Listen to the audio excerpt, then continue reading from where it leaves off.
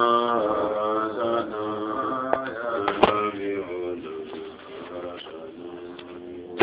تجعلنا خلقنا قالوا سمعنا وهم لا يسمعون قالوا سمعنا وهم لا يسمعون قالوا سمعنا وهم لا يسمعون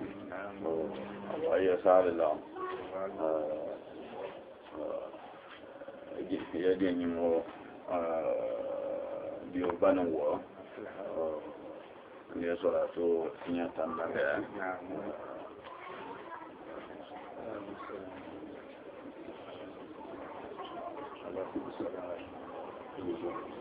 اللهم صل على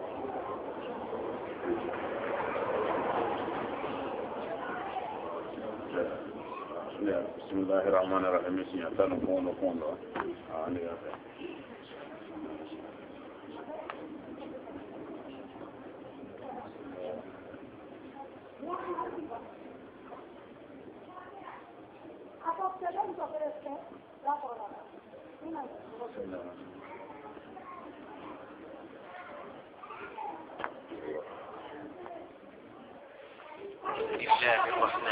المو يرى سندي الله منه كرامين سندي نعم مؤمن سندي توي سكيا ما الله يرى سندي على أن يموك سيما على وكاهي أن منه يلومك أقوى ترايا أقوى نكيك دياما وكما الله على وكاهي كبايك على ويبوني مكامو مسابا ممولا لالي يرى سندي على ما تكون سيما وفاك أبي أمينا كما وكباتو الله على وكاهي وأنظروك دياما على وكاهي وبركوك دياما على وكاهي على جلاله وبركاله وصل على محمد أبني لغاية أن يوكلني على لأسامين على نمغلا من مالي على نمغلا من مالي أن يفقما ببلا أدوين دولي بالي بيها وادي أدوين دولي بالي بيها وادي أنا ليانا ببلا إذن يبوسي شامرسي ولا فلا بوزن على نمتك لا بلو بسم الله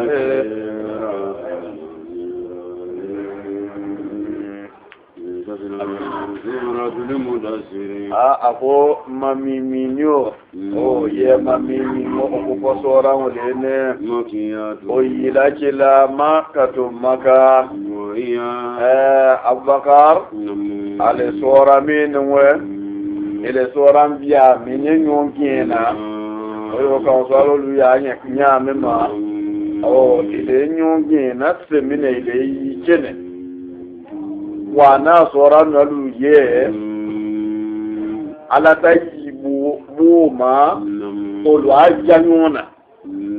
me aleyi bada almuzammil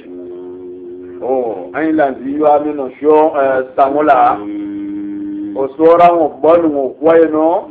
aleyi dima bage be ko mala ko masenzuki ne ka kalmami Allah ole kalma kemefia ane kalma bilu ni loro harafu minyelo ole harafu waki ane harafu ta amo ole pepe la jenu we adama de wonbola yilo bi akana shaka ni kala bato ala bato lo masaminyo nuya la muma ole ala wata alale ya rabbi ko nuya amma ka bato Allahu ala wakanye abu ale sora mo kamuso loro le ko wa kamuso na ane muna ya la kinye me mo bo filo kibya kana shaka ni kala bato bismillah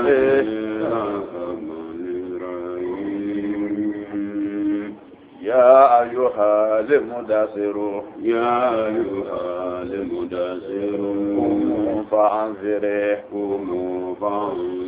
وربك فكبر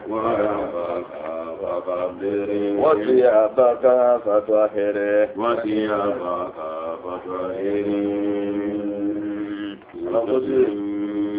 يا أيها المدثر يا أيها يا إلي جوي فوسنولو المدثر ilimi weye mamimi ni bale anamidu ngaye ni yole ma sallallahu alaihi wa sallam ni yole ma sallallahu alaihi wa sallam ala ni maniki suwe la ye bese ya be ala ni maniki suwe la ye bese ya be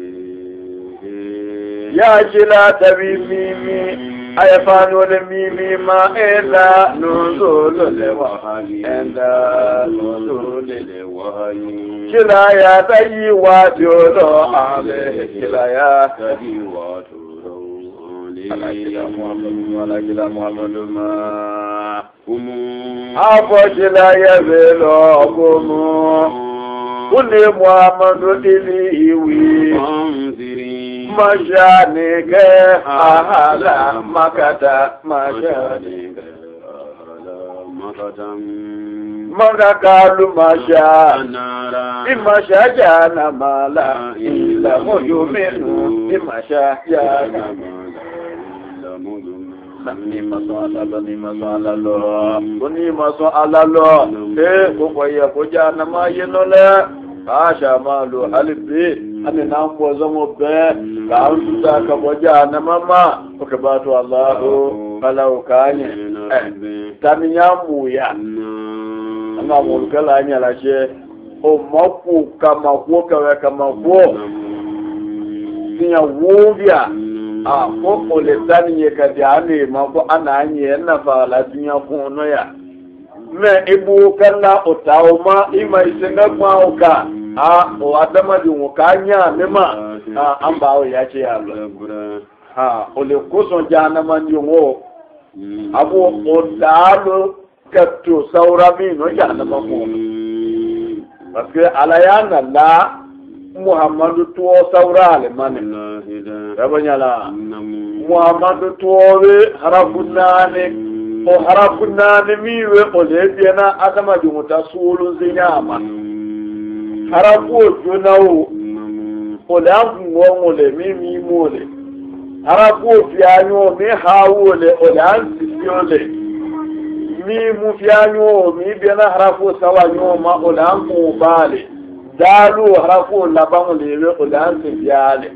do mo jana mandi wolo oludato o saura kiyewo ma kibya jana malo ala koko ya kakila ta bunyele lori ya ga muyo ni muma lori ya ga so abuma bekon ya biye ma ne dabara lama yirale biga jana ma ko halbe ka ambo zon beki sima ka batu Allahu kanye يا أيها المدثر يا إلما ميمي نباري إلي أبو نيلك إلي أبو نيلك إتيولا أني إشراك إلي أبو نيلك إماشولا Sababla bolida fadla muyama muyama ni alayala wala kila Muhammad yene ko almaskutu anhu o balaga ki luko nyamema almaskutu anhu aula bil hukm min almantub bi kila tawi wala ke sino ala kila Muhammadu o tasitala ka fi luko rabanyala me ay fola kila ya parce que alilena ay longole rabanyala dina re dilile makanale ko mo lo kana di man nita miriya lo le fain keta ale min wena ya longole re ato ala longola di lo rabanyala ale kallo ngola di we kaye sawa ba kole ay kunna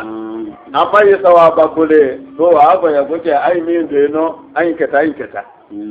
albi ala na dia ha ole fala kila ba muhammadu ya ne langa kuya madia Allah ya fese hatta ala ko na kono kulla inni ashrakta la ya hatta sana amaluka rabanyala ne muhammadu ko ni kafla no kuya na alama be ikita yeda ya fele iya para fepela jenu chane be to no ko bajila yan ane tama kala finanzula o ta to fa an jija an yo ajenya fianga ko yala an yo ajenya fianga ko yala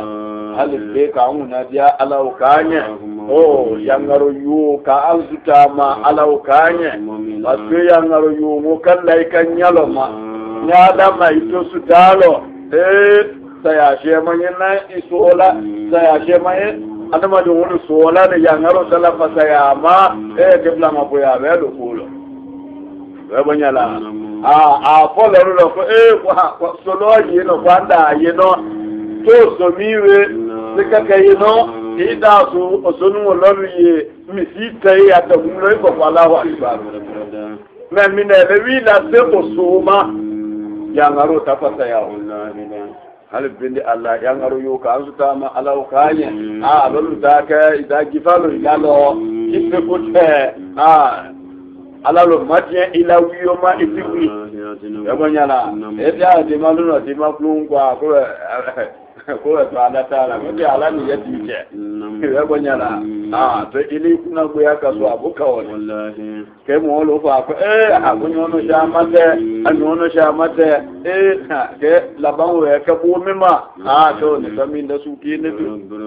ole ko so jila Muhammad ya hadisa lo yino hadisa miwe usulul hadisi tiyo lo faye oyo anga mo saul kama saul ya nya mima komo lo yino ayatunya lo tielo ay lamia ni bebe yale wolu nyala babanyala wolu ye oyo mo kalama fayasbiqu fil kitabu fala yabqa bainahu wa baina aljanna ila shibr au kama kala alayhi salatu wassalam wai ta da sai ne jalo lo ngocha fasiwinya ki to kakati ma na kuna kuya bara lo ke to alabawe na ga kuna gbole to lo yono mu olu nyala o ke mu yata le to wai ta da to one jana mo lo ngocha fasiwinya ki to siwinya ki mi sana awe lo tiela nake alakuta mu bebele to nake hejani ebonyala okeka olo hunaka maalu sual ebonyala maalu sualu nyake dio otingilale yino minele ka nyake litingilale parce alaye masaminwe abu wa mara buka bizalali lil abid abujuku anakona ko de masa minere ale temu sitonyola ebanyala ale ta ko pepe la jenu kela akaywale lo ekata minye chenwe kila Muhammadu ko sallallahu alaihi wa sallam ko peseti mo de nyala ati ye ka mo bebele me ala feino ani mo lu nya koma ati temu kala mane bo se ya wati lo de jaba wati de hakika wati de obe muole muolu la muolu ye bebe asaura lo me akapo muolu nyako ata mingala wayu muolu nyala tal ko se watu lu denjaba watile ala goche kaka tima minga alu muolu ala kale ya tima muolu yesa ya watu la halbe kauna dia ala kanya ala masabami le gudarila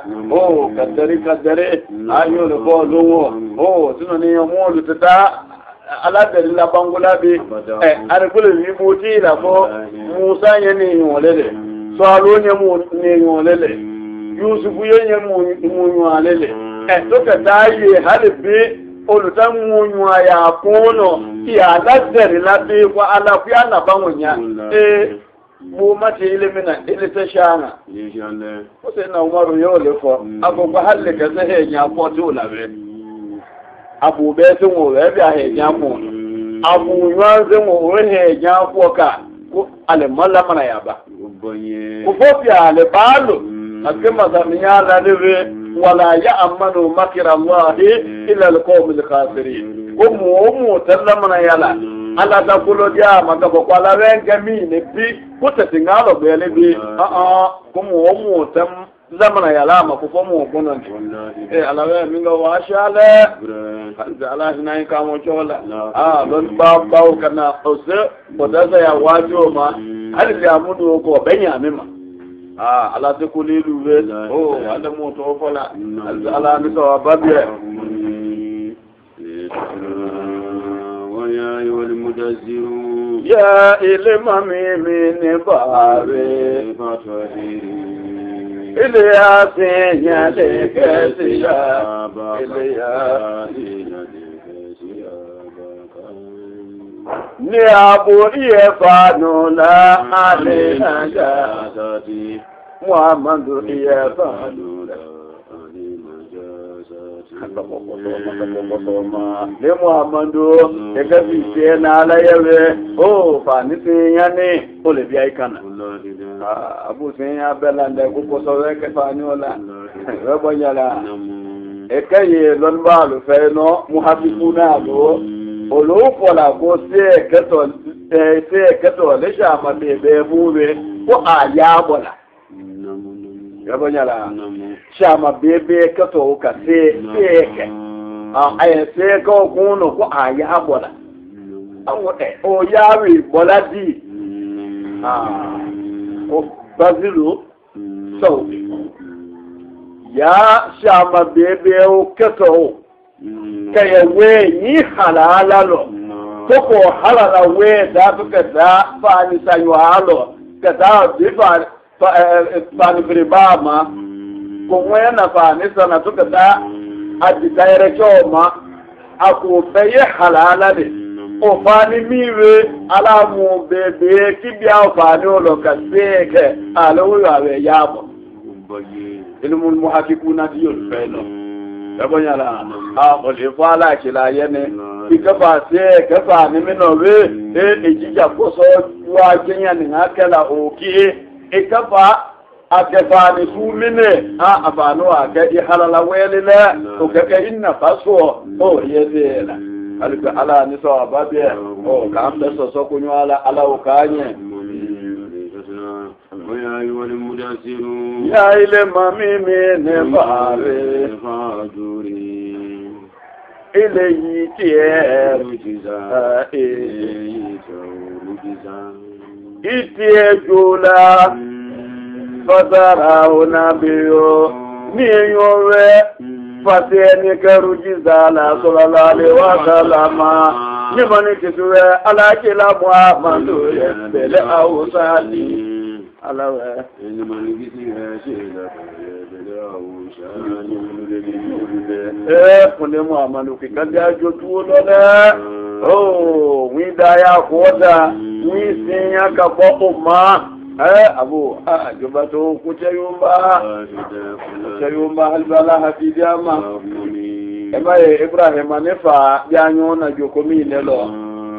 ni alawe kadata kadi Ibrahim mama yabonyala kakana takadi Ibrahim mama ikadole kadiye jotulo Ibrahim ako afani ayemuli yako ini sakimu yabonyala ko mbasi o mandina be ko ya kwajo na be o kemna ko ko eche ilafi ano ayin le takulo ko asge anda kanya ti yolu laile kuma bitafi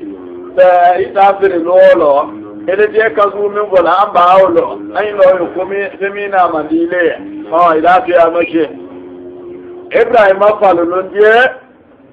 jibonjo mole ye wajo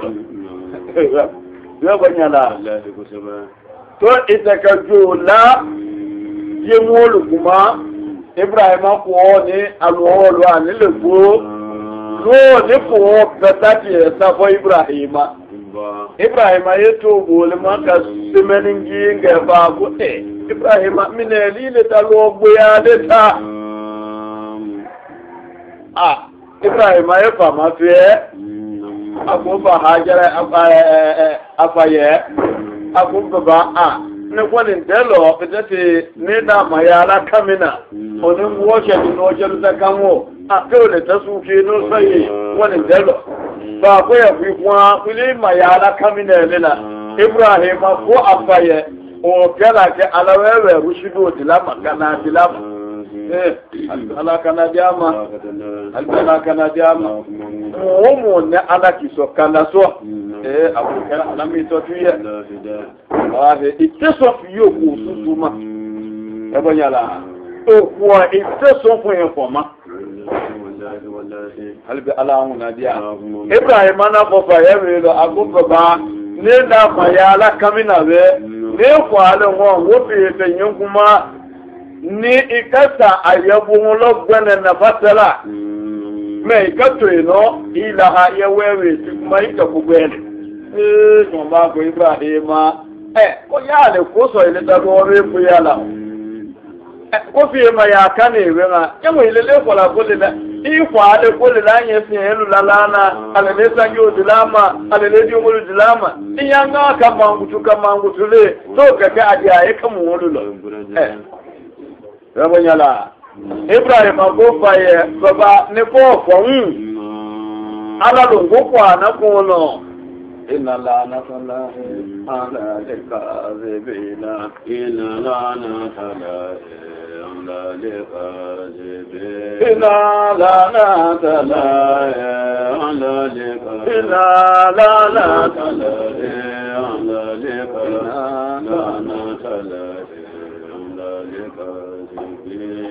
Kufa ile min bobe inalana talahe wala danga ala leka ala tadanga ala leka ala tadanga ala leka ole kun foluma ile min bolon afọ ile afọ ba ile tienga nyimbo ko ile sanjo na ko min bole ko jomi ne lukela mamba wi lo ya ko afọ tinya bula kewolu sa dio eske jo le kala fa ko tamine ne mamin besulo min aka to abule aka kangogo rabanya alga alaun nadia Ibrahim ne muondo kamino dimi jole luwe alga alangala menyele ya lashe ko fagesa ya buo o ta hakikuma meza no le alaje fagesa la jabega o ta hakikuma hakaza fagesa le jani bele o ta hakikuma ala yadilamu le ma adiyo lanyimu minya wallahi halbe ka hakinywa jama to ka bado Allahu ala ukaje mu'min wa ya ayyuhal mudaththirun ya ile fatima min baare la tabuduni ikana kwense ya da de takete ikana kwense ya yola shaya nina ما شروتيوكو وهذا خاص به صلى الله عليه وسلم لأنه مأمور بأجمل الأخلاق وأشرف الأدب كفنوتي تو أفميوي أفنوا لسيو وأشياء إذا تتاكا كوني محمد في كوكلا في كوكا ما كوكو مميوي olèrè ti aṣaroti ní sínú aṣaroti olóòlù yìí náà lù mọ́sọ́mà ó lè fagúrázi tí olù rẹ́bọ̀n yàrá ànijáde ó lè àkàmì Qur'an ó tí olù mọ́sọ́mì mà mẹ́ gómìsọ awíyò ó lè fẹ́ nìjẹ́ nìyá ní sáyà máa mí nà ó lè kún ya nà ánà tafsiro bẹ́ẹ̀ káàlẹ̀ lọ bọ̀ olùdánù wo kana kinya ne fenwo patram vasiya ya amna ebonyala o asikala kasu ayelo sekala afwe ambeka kila ni malungu peka ebonyala o ikana feloti kila nyingu beile kuno ti sama ofenwo fe minga shaita ditad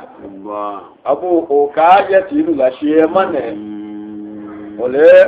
ane ka mo je won dule ali be ala ni so baje lo se na ni kana ka mo je won ye ga mo salamu alaikum ga ko alaikum salama nye wa ki ne ka dima o ya ka mo je won ye ya ale tewe ta malima burkina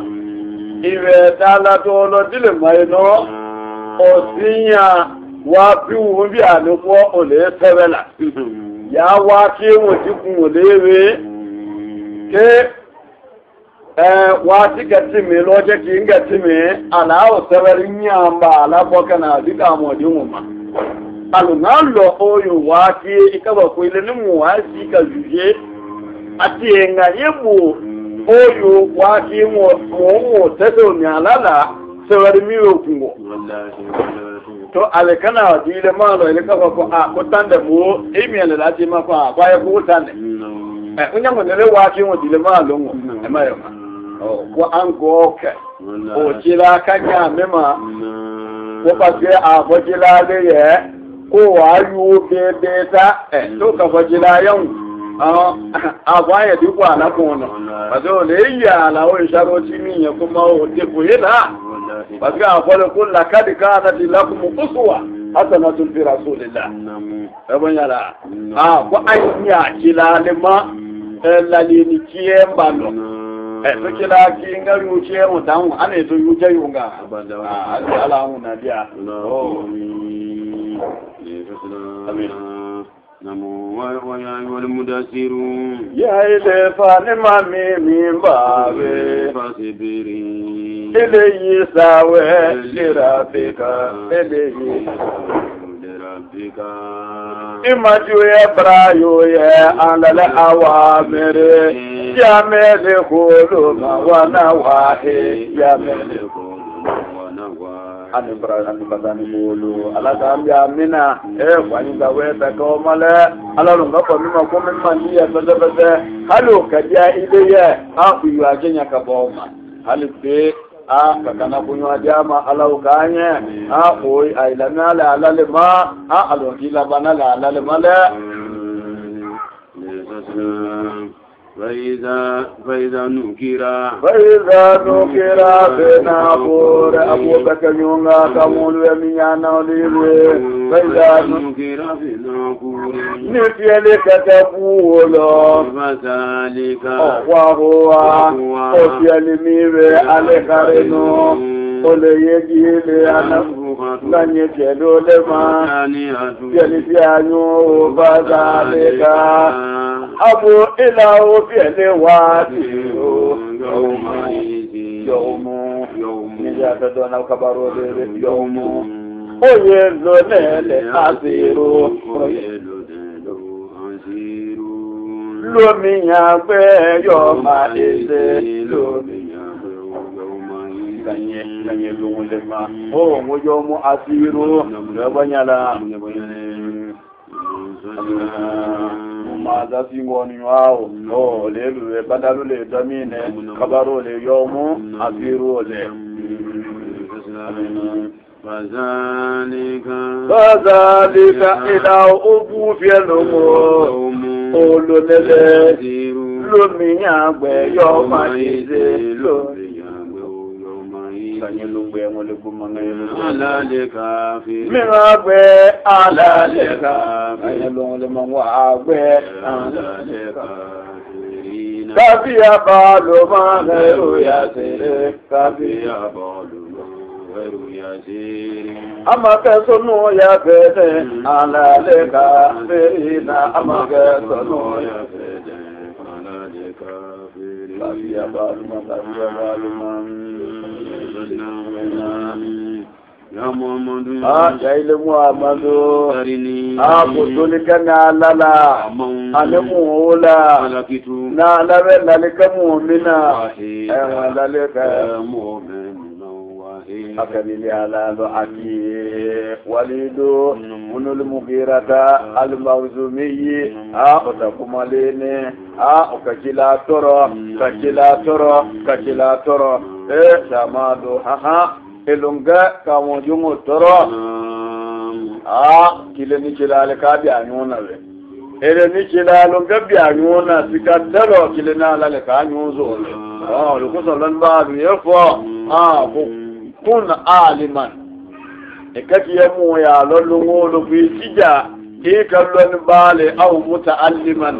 ima ikalonu nyibale au muhibban wala ma ikalonu وكامبال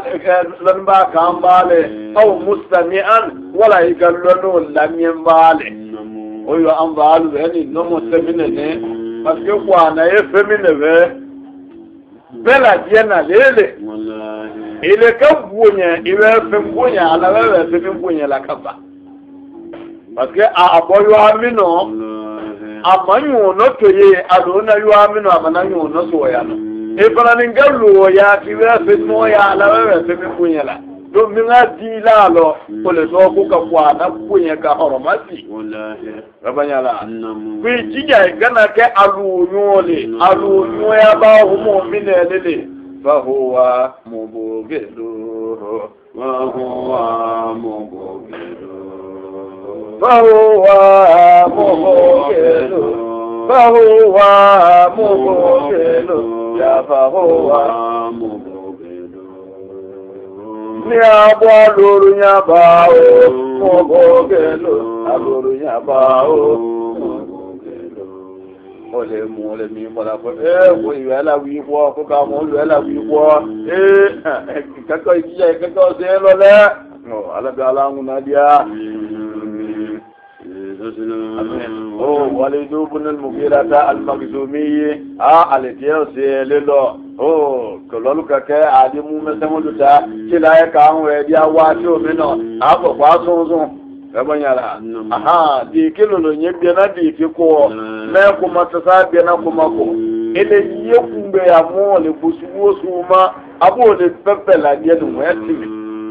rabanyala afurun bratata ele bela dia no wetimi mais ele kimiro dutakulu akile nyala kawa kole ko pinyane kiya mayela mo mingo son ko nyala to ka be ko boya nyala o gonya ile hakiyoma me kadra ala longo ko al ulama warasatul anbiya nyala afile wati mino kamu miade chama wati abeya ode ya la hoywa hali de taka gajira ta ti lobe nila alami ne la boki la ta kamu kama tika ko ya nyane banyala oyo sasa no wanta de ba nyama ba ko ne fa taka tinyalao ko ne ka ko nyale ko yunga fata ami ko che tenga longo lo ili lo ko che nyala ko na kwa iko tile ko lo ko bata ka nyala ko na ka va ko nyale fonye ipata ka nyala be lo la ko che nyama ta ki lo ifanya kinebe ko ma ko ko ne ta ka hinale la ifa mata ti lo nu wonu to ibuwa tile te hinala olula ko bata ka ba ko na ka hinala lele fonye alga ala na dia ya ile Muhammad metena ane mo wa kale ka mala wa kale do mala na bola mamudu da ka lo kwe do wa ka mu'mire ala ka chanu la dia le ka fiya wallahi kana fudima ala kule sanu kanenu mo onde mu amanu kuna ala kule na fudika no mala ala ka to ka fo kwa da maje mafo ko we ku mala pasi adama de wonda we ko ma fo abu akini ne bi na tawa ba ma re bonyala lo ye ni ka ba ko ko miliardaire le da kasro we mi yati kuma we bo mo fi wa ta miliyaro la re bonyala hadda ala na dia me ala ka to ka fo adama di mo ma ko ko na we dilama lela allo oyo alala we bati le biel ani ne we ke anina diye lula min we sara harala li badule wal mahafila min we se abadule al mahafila min we se abadule yama yualuna wa dusima sadatu ikana yama yualo dusima sadatu iyese ya yo la mien iyese ya la mien abu halaika wa kulilu fanata alif ka barakati an yuluma alahu kanye ya bi musu tala ko aga barakati ne rabanyala to izini ne femo bebela jenu wala jenu ta barakao o izini mo shama ya kono ole amna dule ni ma kanya shama ya kono o feminga bo izini wala au ka baraka man rabanyala abu ikaye won shama ya ta lakanwe ate abeja wile kama lolu kono ko wale falawun ko musulmanu moloko olutije kwali shere la ka musulmanu ne ka ja so mai gbase akana midila yi gbase yala yi gbase alaki di won alaka lo yo adimale oluta bele tiyan lo ya bonyala me ni le kwani ngawe fola ko la ilaha illa allah muhammadu rasulullah wilesha mayami ne ko o ka ko interdit e ka bo kwikalo la be o ka wo kumina yoyi chama ya le ko bo musolo akake imayi icholu ko ka bola ka femizo be ko we baraka wanda yinu lewe to chamina alwalidu ala da fola nanga wallahi da talo ka kila toro chama tele me ala ko adinye tani ma wala ma ya shadin adinye tane me ko itekasiye ya yama ka kulo bebe iteka kuma la sati tuti ya kuma ko ya tuta sila bi mu beta kuma ko lo yuno ka kuma tima kuma lamiala imma na me yu agalo baba ko ba ta mun lajiya ata mun lajiya nya gali ta jene abonyala me lo yuno ni ka boko ala mi ala teme akati mo oyo kaware bo sama kana asimu wolu ka kona milu maji ko ngale la ya kunone o mu wolu la le albe ala on na dia ya muhammad ya ile muhammad ne fina anemu masjiditu mahaditu wajale wa mahaditu anenewe flofuye nike tamu elahu wajale do newe mahaditu lahu tamuhid aywa ala subhana wa mahaditu zare ne tuino anemu mahaditu na lawe lofuye nike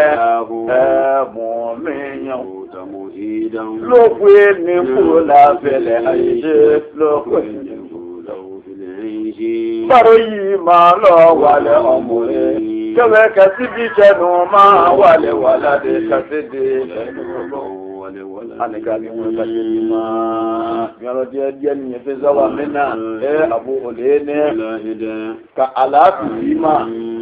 Kẹ́wẹ́ kẹsí báró yìí máa núyà. Kẹ́wẹ́ kẹsí inú díìmà. Mo rí tó sì lájé mínú tá kó má pọ̀ àbúwà tí mo yẹlẹ́ kẹ́bẹ̀ kí bẹ́bẹ̀ kẹ́bẹ̀ yọ àti ilẹ̀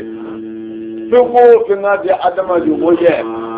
tó àrùn òun láàmú àbúrò òdèdè gan rẹ̀ mẹ́ alákàmí bẹ́bẹ̀ lájẹ́ nù di aló wà lédó magzubi rabanya na alamu na biya min rabbi suma ya dema ole kwa jenu kita melo na zida kuna da ya jide ka alaza leka kuna da ya jide ka ila ngomoluma mwe ko kaya ne kabaro noya ka tijawo dima to ka dimkala mangwekwe dima abebe loni ye jolu lokula jenu ani na lafabi kuna lo fara ay mania kabi iluzoni na ala kala adewo nyama da sedo adewo nyama da sedo da jide ka walidu la alaka da jide ka walidu la ela mumuluma ela lunya yo ka ndolu ko kwanka kele tuma ya te ma kole ko walidu aita meduna na zida kuna la jide ala zalika kule ya jide ka la zalika jenu mo nyamanya su anadi mo ku lobi awlobi aneba yimata no ya dokala ate onyama la zidu ate onyama la zidu daji dilika waliluna la ila ngurumuluma inawo aboyenaho Omi kwore bite kana ya walidu tekela anida ati mu kanu gbe nele le ayatina anida je mu kanu gbe nele le ayatina anida je mu kanu gbe nele le ayatina wana ayala wana komina awala male ilungama feti ya aka gbe alama parce que mine le koso ala ta nkan ile wallahi ebonyala namu alo yunku anaye ala lolele namu ebonyala namu soma o ataka bladi ole mo loche namu katamu lama namu ta fota namu so o ta katawo de nyafo o ti nyafo mo minye okoro lo kwa aje ilabon loko lamine le kabla dio ya kuma to kabla dio yu kila dio yu wote ro kana nya ko kabla dio nyala abalaye mo mi won bo re bo ko muno awe ki dio le loya ba awe kabla dio le loya kabla dio loya ala do kwa na ya mu chine do kwa na ka ko kakami kami ka mo kamila kiyanya be wala kuta nwe min ga wa kutaka ile ni ka mo jo te ka ni ona be ya banyala ile ka mo jo te ka ni ona be ka mo jo we na min na kila di nyala ile no le ni ona kwa ila ala na dia ala hatinya dia ma sauri ya kirisili ke chenu ya kirisili ke chenu nya pere ala chenu ka minala nya pere ala chenu ka minala ya ka pere awle inawo aw jabalan wala makuru minare nalemu takuru de chenu ye okuwoka mayahawi kabaki abada kabaki abada kabaki abada ya nga ja na mafuno alaka ati balole ke tami aleta janga ta so mole ka ka ya ala ko to mole ka lu gbangbe akiye de ta mira akiye ta sama agabe ko ayi akete da ka tele kele ka ta wede na biyo la ya mutuna fiha wala yahya sabiwe kwanye ekewelu na ja na makuno sai agbete no bi ite sai ake sai hakikala ke kaso da tiwa awe ilunde nyamanya hakikala halibe kan nan mo zongo bekidima ala wakanye rabbi lisasna inahu لأبويناه بمي والده فكرا جنوكي وصولي في وصوف لا يقول في وصف لو يقول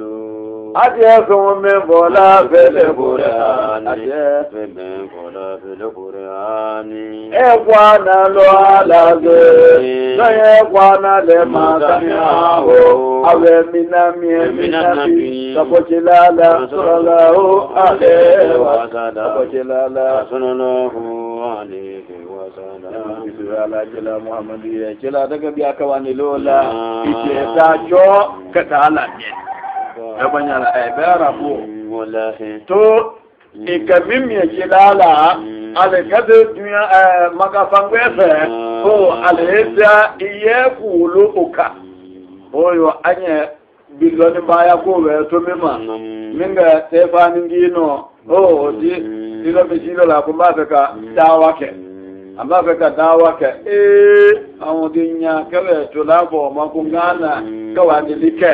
kawa ka barali ya wanyala ali ilmu yu'ta wala ya'ti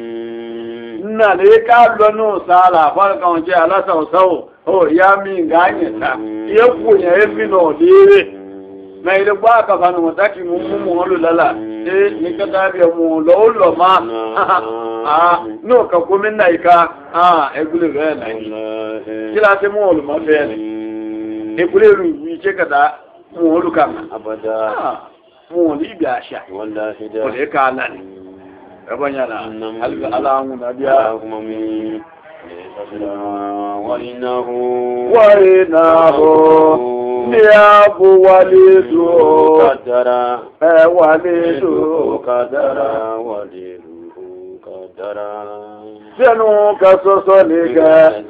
في نفسه أيرب جاتول ذلك أيرب جاتول ذلك أيرب جاتول ذلك جنو جنالا في نفسه جنو جنالا في نفسه أيرب جاتول ذلك أيرب جاتول إلهي وساولو ay wata kuma ko wala ye janu ajandala fakutila tande kala janu la waunzeba ani janga takala janu la kaifa kadara janga kala janu la kaifa kadara janga kala janu la kaifa kadara jate yamma ala nyami mato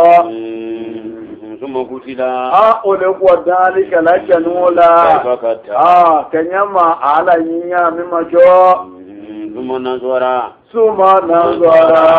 ole kwa janu akaflelika في وجوه قوم aweni lana timingu mami wala akaflelika في وجوه قوم ayamulu nyalo wala tungulo yukidahu jani yekala kwa bihe ekwanalo summan bata ole kwa chenu akinyala si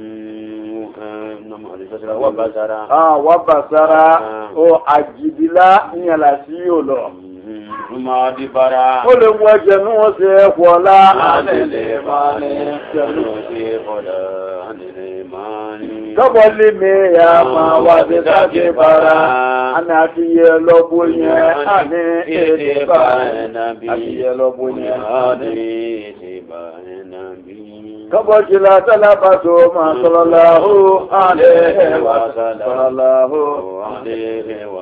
kana bidu ala jila muhammadiya fami ba amayo si nyala nyala lungwa fotale ma na kuma kana batwa ku da soma yabo nyala ku bebela den yake wali tuma sala jila balola ama sala tazafasa ba salam fa bala walidu kullo iman ya jila besi oni tumine ina hadha ila seru yutaru إن هذا إلا سحر يوحى إن هذا إلا سحر يوحى ما هذا إلا سحر يوحى ما هذا إلا سحر ما هذا إلا سحر يوحى شلا بين قوانا مني وليدك وليدي إن هذا قوانا ما كفموتني ما هذا قوانا ما كفموتني إلا سحر ما فوق قوتي لي قوانا يوشارو قوتي لي قوانا يوشارو وتني كلامنا أو تلي كلامنا أن سهرتي كبقوتي لون بالو فينو إيه قوانا نقوتي لكيني أكن ngurumi ne ka akuta ina ko ga kumala ku alalu adika ku alumu loke shun angola lo dia ko tele ka kalalo dia kule sukaro e butikiola ngenyele dia ko ajala ina la lai mwando e kata je mangila lo ne ka kalalo dia kule ile ni silalo nya babane ko pebe la wi minele ma ke mo lo anyenye ka bokila Muhammadu ma no ko biala alba alamu nadia mu'min in hadha mo maka mo fele ila qawlu lil bashari ma bada madingu makane ni kama kalu oyo iwe fanya ma ina ma yo alemu basharu ina ma yo alemu basharu kwadamadi nọle ihe kó lè wà náà lọ́nà òdìlájìlá má sútọ̀ ya lọ́mà bí ẹ̀jẹ̀. ẹkùn lọ sákẹ́là kó káàmù tí la kó lọ́lọ́ lẹ́yìn náà òbí ilẹ̀ hakíyóká ilẹ̀ nyẹ́là fún ìgbàgbọ́ kó ẹ̀kílá káàmù lé ní kókò káàlọ̀ pọ̀ ṣẹlá tágáyà là ṣẹlá tẹ́wòyò aláwọ̀ ẹgbọ́n yẹn la ala kila Muhammadu sallallahu alaihi wa sallam ima wiya fo parce que lon ba lu ñu so kila ni Jibrilu iye ka mo bayani ka mo dinyaka ẹgbọ́n yẹn la lon ba lu ye fo ko Jibrilu le kuti na kila kara na kwana la cho me lon ba lolu ye fo o teke na nga kace kila la fita Jibrilu le te anga kila daraya ma yilewe an ye te kila ta kamo fa ya gwa yeti ma ko ka gwa ala bulema ni o lo ga gwa la ma ka ka diwe ya ce kale kwana gaba saralati we fún ṣe ya lo ati e bi aletre furu kokun no kadala fún to ka di Jibrilu ma ta di ni Muhammadu ma e ma ya ba kila ma we kun nabiyul ummi kila we ale masika ana me ataga to yeti ma ala yello ni ndima do koti lala tuna kene kadde Jibrilu ma ko dadi kila ta ka dala laka aya benwe wo ala bute lo no di kila ma do ko le fa wa bi afo le ko kila de ti bi na Jibrilu ko le ko ke ade ko ana la biala abanyala ala huna dia ana wani ta minga odiwe alle la mango kadadi kilama to kila yakara ana ta minga odiwe alba ala ni sawa babye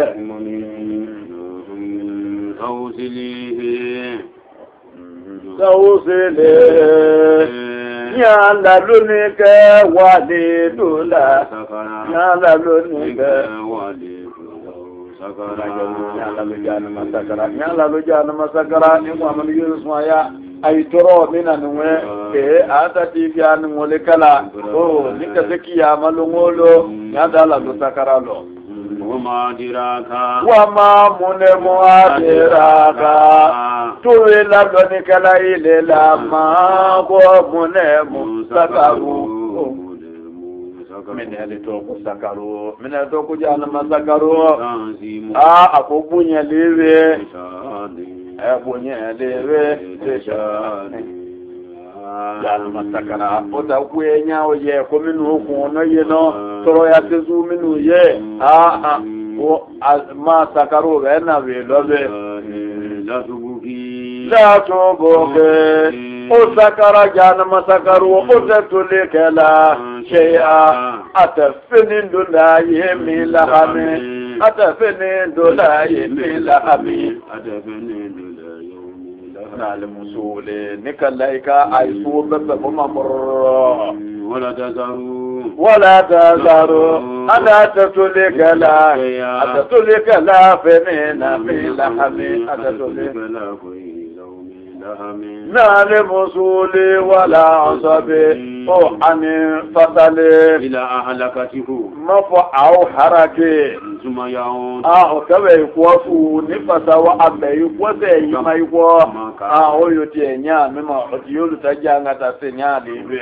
اكلايكا ay fata ni su aw beko imamur ikukunya mutu o gawe gwa maleka bi ikai wo ye nyamema ili tajanga ta to lebe saya lu dalo bi albi alam wazon bakisima lawahadu hiya sakarau lawahadu hiya sakarau lawahadu kabaru mubtada'i ma'zulun hiya sakarau lawa hiya sakarau lawa munyin bale mulile bashare fatiyoye sisi anta ashara tani kuno aleha ole jana masakaraka malaka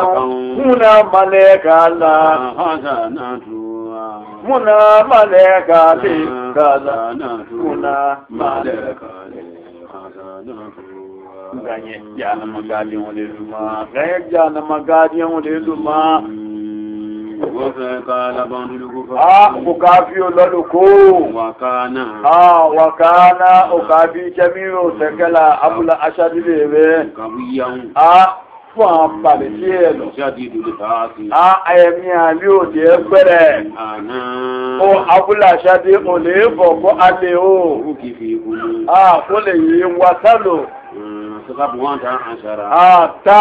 àmìwọ̀n bí àlọ́. Wà ń tún mú. Olè aláàlọ́ ní wọ́n lò alẹ́ o. Aláwàsọ̀lọ̀ gẹ́nìlá. Maleka àtọ́sí àlà. Nìkẹ́ dání wú bí àwọn onígbọ́ọ̀dá. Kọ́mì alákòókò ẹ̀ jáàna magádíẹ̀hùn. Ẹ̀tánì fún ọ̀dọ́ ní èdè. Alálòyìn ti yẹlu dímà ìfẹ́lọ nìyẹn fún àyí ìfẹ́lọ. Alẹ́fọmọ̀ ikú ọ̀fàn àyè lọ. Alẹ́kòókò lọ fún ní àǹgàṣẹ́ kìyàmá. Àwọ̀dì wọn lélu yẹ̀rọ wọn. Bàtọ̀ wọn, kọ́mì nílẹ̀dùn bá àdẹ̀bẹ́. Tani wo bi awo ne ya olukenya bo ana mo ga kan tero na ko ne ya olukenya bo ato bi awe ala olukenya bo ke ko la ja na ma ko wa ilanga oti ma bi ala mo na dia mo ngbe onu re ti mi na o le ko so la te olukeke re lo akabo ko kan wo jo lo anyemanyi nyemanyi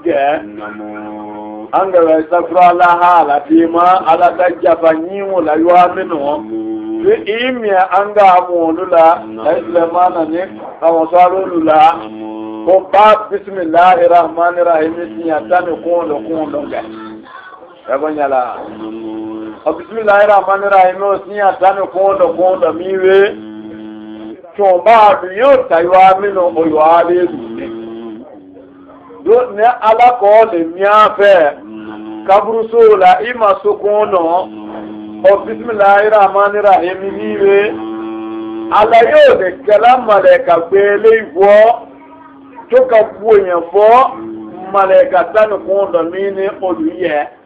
a kalamu o mi kunya lo ke alaja fa ti yo ma abanyala o don ko lo sai no sha ma ya ko no ko o ka jene kan o sai albi ala na dia o ambo minu ke ani mo ka anya ta fielu ma ala o kanye o ko don wala wito le sai kan so lo aya oh ko ayi sola to ke chila ye ka bismillahir rahmanir rahim si ya tanu ko ndo oh awon e o le ka oh baru ko wa de ka mbo anyema lo aba minu no mo ni ye bi ne o beta fo fa be se ki ya ma